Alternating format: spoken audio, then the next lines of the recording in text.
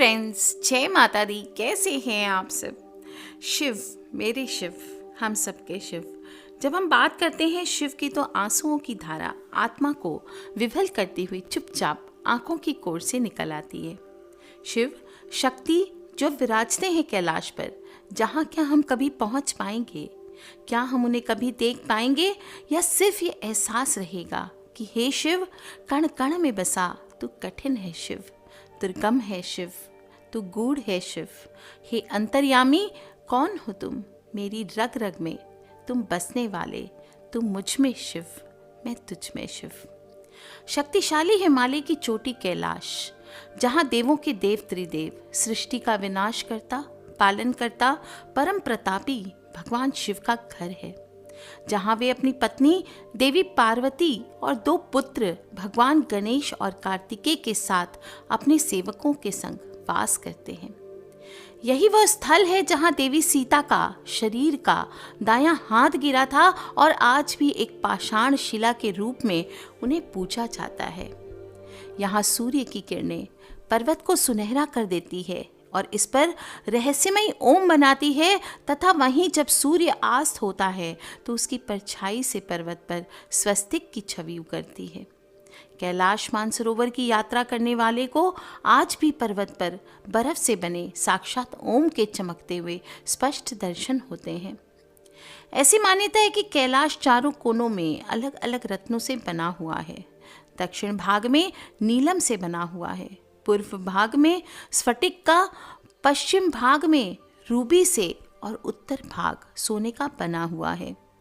इनकी चारों दिशाओं में विभिन्न जानवरों के भी मुख माने जाते हैं, जिसमें से नदियों का उद्गम होता है। पूर्व में अश्वमुख है, पश्चिम में हाथी का मुख है, उत्तर में सिंह का मुख है और दक्षिण में मोर का मुख है। और इनसे ही चारों दिशाओं से 4 नदियों का उद्गम हुआ है, ब्रह्मपुत्र, सिंधु, सतलज और कर्णाली। 6 पर्वत श्रृंखलाओं के बीच ये कमल के फूल जैसा दिखाई पड़ता है। हमारे अलौकिक शिव का निवास स्थान माना जाने वाला ये कैलाश पर्वत हिंदुओं हो, जैन हो, बौद्ध धर्म हो, सबसे पवित्र तीर्थ स्थल माना जाता है। एक ऐसा भव्य पर्वत शिखर है जिसके सामने सभी फीके लगते हैं और इस अलौकिक जगह पर प्रकाश तरंगों और ध्वनि की तरंगों का अद्भुत समागम होता है, जो ओम की प्रतिध्वनि करते रहते हैं। और जब गर्मी के दिनों में मानसरोवर की बर्फ पिघलती है तो एक अजीब प्रकार की मृदंग की आवाज़ सुनाई देती है। इस पर्वत के अगल बगल ब्रह्मताल और राक्षस ताल नाम के 2 झील हैं। पहला मानसरोवर, जिसके बारे में हम सभी जानते हैं, पुराणों में जिसे क्षीर सागर का नाम दिया गया है। क्षीर सागर कैलाश से 40 किलोमीटर की दूरी पर है और इसकी परिधि 92 किलोमीटर की है। इसी क्षीर सागर में शेष शैया पर भगवान विष्णु और माता लक्ष्मी विराजित हो पूरे संसार को संचालित कर रहे हैं। ये क्षीर सागर भगवान विष्णु का स्थायी निवास है, जबकि हिंद महासागर अस्थायी निवास के रूप में जाना जाता है। कथाएं बताती है कि महाराज मानधाता ने मानसरोवर झील की खोज की थी और कई वर्षों तक इसके किनारे तपस्या की थी, जो कि इन पर्वतों की तलहटी में स्थित है। ये दुनिया की सबसे शुद्ध पानी की उच्चतम झीलों में से एक है, जिसका आकार सूर्य के समान है और ब्रह्मताल का पानी बहुत ही मीठा है। जहाँ लोग पूजा करते हैं, स्नान करते हैं, माना जाता है ब्रह्म मुहूर्त में यहाँ पर आपको देवताओं के स्नान की आवाज़ें सुनाई देती है। इसके किनारे वनस्पतियों का खास वास माना गया है। दूसरा झील है राक्षस झील, जो दुनिया की खारे पानी की उच्चतम झीलों में से एक है और इसका आकार चंद्रमा के समान है। राक्षस झील का व्यवहार हमेशा उथल पुथल रहने वाला है, जबकि मानसरोवर हमेशा शांत रहते हैं।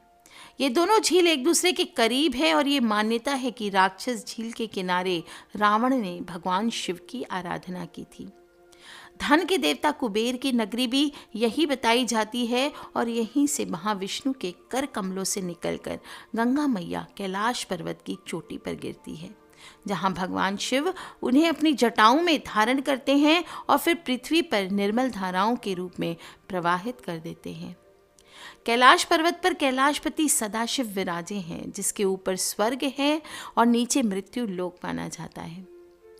कैलाश पर्वत मानसरोवर से जुड़े हजारों रहस्य पुराणों में भरे पड़े हैं, चाहे वो शिव पुराण हो, स्कंद पुराण हो, मत्स्य पुराण हो या कैलाश खंड नाम से एक अलग अध्याय है, जहाँ शिव की अद्भुत महिमा का गुणगान किया गया है। कैलाश पर्वत को धरती का केंद्र माना जाता है। इसका मतलब कैलाश पृथ्वी के मध्य भाग में स्थित है और इस शिखर की आकृति खुद ही विराट शिवलिंग की तरह है, जो हमेशा बर्फ से ढकी रहती है।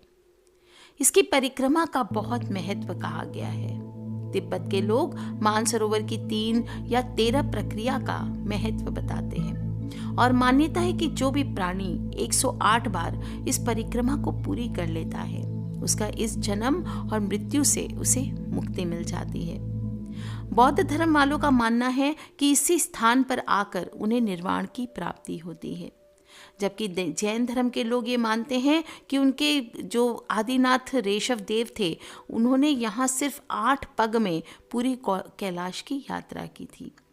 सिखों के लिए भी पवित्र स्थान है। कहा जाता है कि गुरु नानक देव जी ने यहाँ कुछ दिन रुककर ध्यान किया था। कैलाश पर्वत की तलहटी में कल्प का वृक्ष लगा हुआ है और इस अलौकिक जगह पर प्रकाश तरंगे और ध्वनि तरंगों का अद्भुत समागम होता है। यहाँ जो फल होते हैं उसमें चिकित्सीय गुण होते हैं, जो सभी प्रकार के शारीरिक और मानसिक रोगों का उपचार करते हैं। लेकिन आपको पता है, दुनिया की ये जो सबसे बड़ी चोटी ना हो करके छोटी है, सबसे बड़ी चोटी कौन सी है? एवरेस्ट है। और उससे भी छोटी है, लेकिन आज तक कोई भी मनुष्य कैलाश के शिखर पर नहीं चढ़ पाया। सबसे ऊंची चोटी माउंट एवरेस्ट पर 7000 बार लोग चढ़ चुके हैं, लेकिन वहाँ पे ऑक्सीजन की मात्रा की भी कमी है। लेकिन कैलाश पर्वत पर सफिशिएंट ऑक्सीजन की मात्रा है होने के बावजूद आज तक इस पर कोई नहीं चढ़ पाया। कई लोगों ने ज़बरदस्ती चेष्टा की तो वो लौट कर नहीं आया और इसकी ऊंचाई माउंट एवरेस्ट से 2210 मीटर्स कम है। फिर भी यहाँ जाने वाले को कौन रोक देता है? जो लौट कर आए वो आखिर इतना ज़्यादा घबराते क्यों हैं? पर्वतरोही माउंट कैलाश पर जाने से दुनिया का सबसे ऊंचा पर्वत नहीं है, तभी भी सोचते रहते हैं कि आज तक ये अजय क्यों है। इसका जवाब न नासा के पास है, न साइंस के पास है, न किसी और के पास है। सीधी सी बात है, मानो तो सच यही है कि भगवान शिव, महादेवों के देव, हमारे महादेव निवास करते हैं। कैलाश पर्वत पर चढ़ने को लेकर कई कथाएं प्रचलित हैं, जिनमें 19 और 20वीं शताब्दी में रूसी पर्वतारोहियों को लेकर कहा जाता है कि वे सभी के सभी गायब हो गए थे।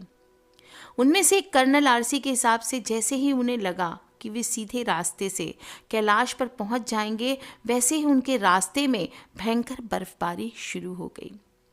इसके बाद वो रास्ता इतना जटिल हो गया कि उस पर चढ़ना असंभव होने लगा और दूसरे पर्वतारोही बताते हैं कि जब वो ऊपर चढ़कर जाने लगे तो उनका हृदय जोरों से धड़कने लगा, कमज़ोरी महसूस होने लगी और मन से एक आवाज़ आई कि उन्हें यहाँ से नीचे उतर जाना चाहिए। नीचे उतरने के साथ ही उनके शरीर में पुनः ऊर्जा का संचार हो गया। ये सारे तथ्य इसी बात को बल देते हैं कि जब भी कोई व्यक्ति बिना किसी आस्था या श्रद्धा के इस पर्वत पर चढ़ने की कोशिश करता है तो विभिन्न प्राकृतिक आपदाएं और तेज हवाएं उसका रास्ता रोक लेती हैं। ऑस्ट्रेलिया के एक मशहूर पर्वतारोही ने जब एक तिब्बती धर्मगुरु से कैलाश चढ़ने का रास्ता पूछा तो उनका जवाब था, जिस व्यक्ति ने अपने जीवन में पाप नहीं किया हो वो बिना बर्फीले रास्ते से गुजरे पंछियों की भांति सीधा कैलाश की चोटी पर पहुंच सकता है। इस जगह पर अक्सर कई ऐसी रहस्यमयी घटनाएं होती रहती है जिसको साइंस भी आज तक एक्सप्लेन नहीं कर पाया। कैलाश पर्वत के चारों ओर अनेक अलौकिक शक्तियां निवास करती है। कई लोगों का मानना है कि कैलाश पर्वत के आसपास समय की गति बढ़ जाती है। यहाँ पर समय बाकी जगहों से ज़्यादा तेज़ी से आगे बढ़ता है और कई लोगों ने अपने नाखूनों और बालों में तेज गति से वृद्धि होने की बात स्वीकारी है। एक पर्वतारोही ने अपनी किताब में लिखा था कि इस पर्वत पर रहना असंभव था। वहाँ किसी अनजान वजह से दिशा भ्रम होता रहता है, दिशा का ज्ञान नहीं रहता। वहाँ पर चुंबकीय कॉम्पास भी धोखा देने लगते हैं। कैलाश पर्वत को लेकर काफ़ी रहस्यमयी बातें कही जाती रही है और अर्नेस्ट मुल्दाशिफ ने तो यहाँ तक दावा किया था कि कैलाश पर्वत एक विशाल मानव निर्मित पिरामिड है जिसका निर्माण प्राचीन काल में किया गया था। ये पिरामिड कई छोटे छोटे पिरामिडों से घिरा हुआ है जो कि पारलौकिक गतिविधियों का केंद्र है। और यही नहीं, ये गीज़ा और तिथुक्योन मेक्सिको के जो पिरामिड हैं उनसे जुड़ा हुआ है। लेकिन डॉक्टर के इस दावे के बाद में रूसी अंग्रेजी जो द्विभाषी वेबसाइट्स हैं उन्होंने इसे खारिज कर दिया था। कैलाश मानसरोवर की यात्रा के लिए तीर्थयात्रियों को भारत की सीमा लांघकर चाइना में प्रवेश करना पड़ता है क्योंकि यात्रा का यह भाग चाइना में ही है। कैलाश पर्वत समुद्र सतह से 22,068 फुट ऊंचा है तथा हिमालय से उत्तरी क्षेत्र तिब्बत में स्थित है क्योंकि तिब्बत चीन के अधीन है। अतः कैलाश पर्वत चाइना में ही आता है और आप चाहें तो नेपाल से जाएं या सिक्किम से जाएं, आपको चाइना का बॉर्डर पार करना ही पड़ेगा। चाइना में सरहद पार करने के बाद आप बस या कार से यात्रा कर सकते हैं। फिर पहुंचते हैं दाइचिंग के इलाके में जहां बेस कैंप है। इसके अलावा उत्तराखंड के पिथौरगढ़ के जरिए भी एक रास्ता है, लेकिन वो रास्ता बेहद लंबा है। कैलाश पर्वत की परिक्रमा वहाँ की सबसे निचली चोटी दार्जिलिंग से शुरू होकर सबसे ऊंची चोटी देशफू गोम्पा पर पूरी होती है। सामान्य तौर पर यह यात्रा 28 दिन में पूरी होती है और कैलाश पर्वत कुल 48 किलोमीटर क्षेत्र में फैला हुआ है। यहाँ से कैलाश पर्वत को देखने पर ऐसा लगता है मानो भगवान शिव स्वयं बर्फ से बने शिवलिंग के रूप में विराजमान है। यह यात्रा अत्यंत कठिन मानी जाती है और कहते हैं कि जिसको भोले बाबा का बुलावा आता है वो ही इस यात्रा को कर सकता है। जो भी हो, आखिर प्रश्न वही रह जाता है, आखिर क्यों बेहतर ऑक्सीजन लेवल होने के बावजूद आज तक शिव के चरणों तक कोई नहीं पहुंच पाया? आखिर क्या है इसका अजेय होने का कारण? क्या सच में भगवान शिव, देवों के देव महादेव, अपने परिवार के साथ इस पर्वत शिखर पर रहते हैं? रहस्य अनगिनत है, सवाल अनगिनत है और जवाब शायद सिर्फ एक। वो शिव है शिव, रहस्य है शिव, उत्तर भी है शिव जो रोम रोम में बस रहा, हर रूह में है शिव, कालों का काल, महादेव है शिव। आज के लिए इतना ही। आप भी अपनी राय लिखकर बता सकते हैं, आप क्या सोचते हैं, क्या फील करते हैं शिव के बारे में, कैलाश के बारे में। और अपनी फ्रेंड्स, फैमिली, मम्मी पापा, भाई बहन, बच्चे, सभी लोगों से इसे ज़रूर शेयर करें, हमारे शिव के निवास स्थान के बारे में और ज़्यादा जान सके। Take care friends, love you all, जय माता दी, बम बम भोलेनाथ की। सब्सक्राइब करके रखें ताकि आप और मैं आने वाले वीडियोज़ के थ्रू कनेक्टेड रह सकें।